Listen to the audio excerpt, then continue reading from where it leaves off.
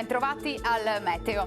2 giugno, festa della Repubblica, con tempo tutto sommato stabile grazie alla presenza dell'alta pressione che si farà via via più forte. Il dettaglio dunque di mercoledì.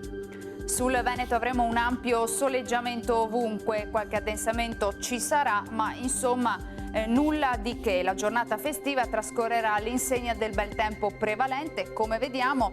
Tuttavia nel pomeriggio non si escludono degli acquazzoni sui rilievi. Temperature in lieve aumento, minime tra 11 e 15 gradi, valori massimi invece tra 20 e 25 gradi.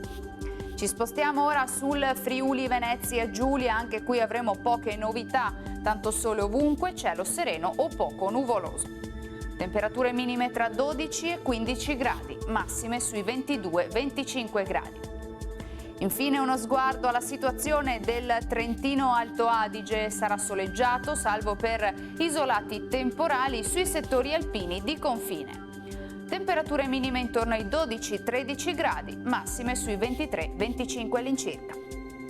Dal meteo di Antena 3 per ora è tutto, arrivederci al prossimo aggiornamento.